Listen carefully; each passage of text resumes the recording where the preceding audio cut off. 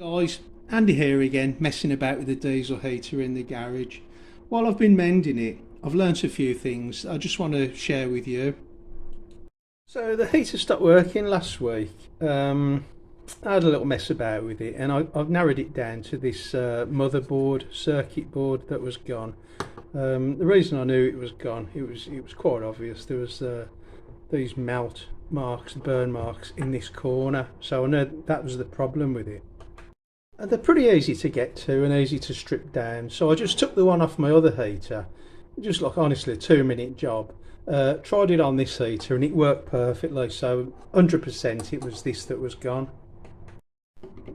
And in just stripping the cover off the back of the motherboard, you can see that there's where the melt marks are, and it would be this little MOSFET resistor kind of thing that would be the problem. I don't really know much about them, I do admit, but a few people said if you just change that, and they're £2 or £3 off eBay or Amazon, that would be the problem. But I have to admit it's quite fiddly, intricate soldering there, and I don't feel confident that I could do that. I saw a lot of these on eBay for about £15. It was just choosing the right one and a quick replacement.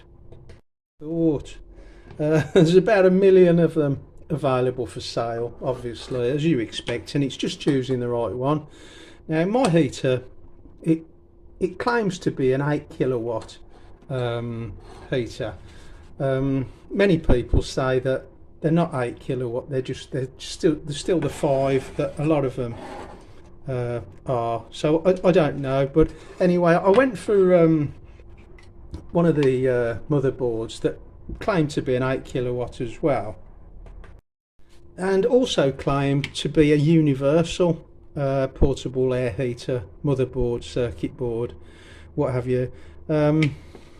Studied all the pictures.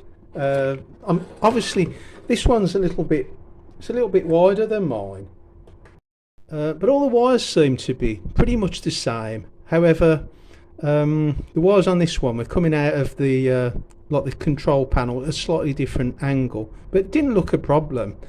And there was only 2 pins on one of the lugs, and mine had 3 pins on.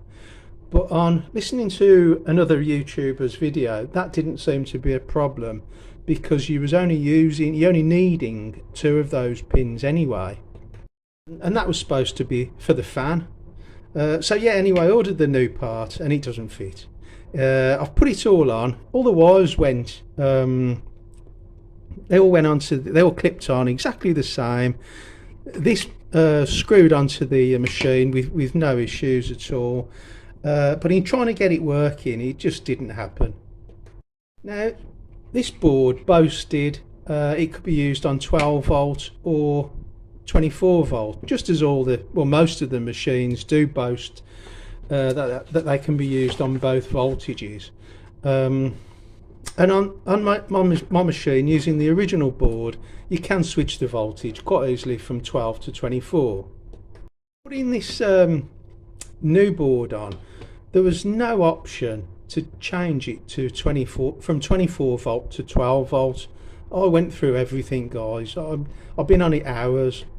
Watched all the videos about getting into the secret menu, where to put your code 1688.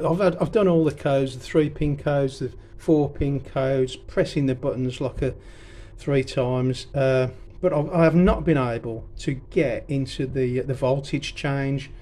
Now I've looked at this one, and the camera probably won't pick it up, I don't know, but it does say 24 volt, so I don't know that it might not be interchangeable with the 12 volt, but mine clearly says 12 volt on it. That was my first hurdle, that the machine, the control panel was bringing up 24 volts, and I couldn't change it to 12. I give up. In the end, I just thought, let's run the machine, start it up, switch it on, and see what error codes it brings up, being on the wrong voltage. Well, actually, nothing happened apart from the screen all lighting up, and I was able to, play with the buttons and move a few things. Nothing happened. It wouldn't start up. The diesel pump didn't start going, and the fan didn't move. So I knew that this one, it just wasn't having it. It wasn't working. I think I've got to get the right one, the exact right one that looks exactly the same.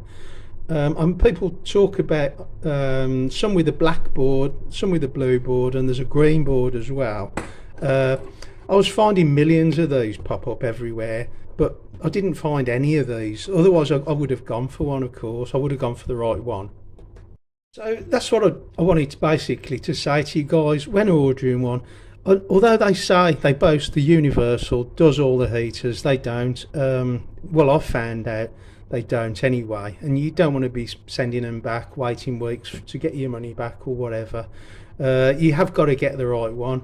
I saw a couple on eBay that are pretty similar to this, but they come with the control panel as well with this part. And they seem to be a little bit more expensive, like around about £32–35 mark. But if that's what I've got to pay, I've got to pay. I don't mind that. I know that this is the problem. So the computer now to go and buy one of these. But yeah, just a little, a couple of tips, bits of advice, guys, because you don't want to be waiting a week for this to come. When it comes, you're messing about, you're googling it, you're YouTubing it, trying to change the voltage. I really advise you to get as much as you can, get the right, exactly the right one. These seem to be exactly the same, the plugs, and all these except for that one, which was a 2 plug instead of a 3 plug, which one of the other YouTubers said that's fine because it's just for the fan. But yeah, really try to get the right one, guys. Go and order one now. I'll do an update on this, so please check out my other videos. Thanks very much for watching, guys. Bye now.